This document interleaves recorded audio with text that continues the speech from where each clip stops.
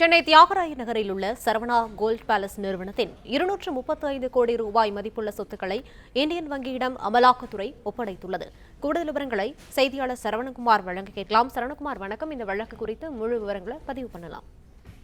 பிரபல வணிக நிறுவனமான சரவணா ஸ்டோர் நிறுவனம் கோல்ட் பேலஸ் என்ற ஒரு நிறுவனத்தை தொடங்கியது. தியாகராய நகரில் செயல்பட்டு வரக்கூடிய இந்த நிறுவனம் 2017ஆம் ஆண்டு இந்த நிறுவனத்தினுடைய கமர்ஷியல் ஷோரூம் ஒன்றை கட்டுவதற்காக இந்தியன் வங்கியில 3 தவணைகளாக 300 கோடிக்கு மேலே கடன் பெற்றிருக்கிறார்கள்.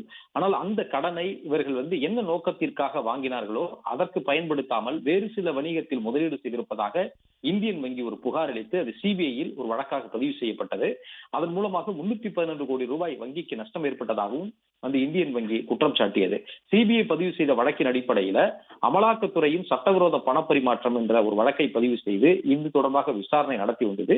இந்த விசாரணையின் தொடர்ச்சியாக கடந்த ஆண்டு 234 கோடியே 75 லட்சம் ரூபாய் மதிப்புடைய சரவணா ஸ்டோர் கோல்டு பேலஸினுடைய இந்த சொத்துக்களை அமலாக்கத்துறை முடக்கி இருந்தது. தொடர்ந்து விசாரணை நடைபெற்று வரக்கூடிய நிலையில புகார்தாரரான இந்தியன் வங்கிக்கு, அதாவது இழப்பு ஏற்பட்டதாக இந்தியன் வங்கி குற்றம் சாட்டிய நிலையில அது தொடர்பான இந்த முடக்கப்பட்ட இந்த சொத்துக்களை இந்தியன் வங்கியிடமே அமலாக்கத்துறை ஒப்படைத்திருப்பதாக தற்பொழுது அறிவித்திருக்கிறது.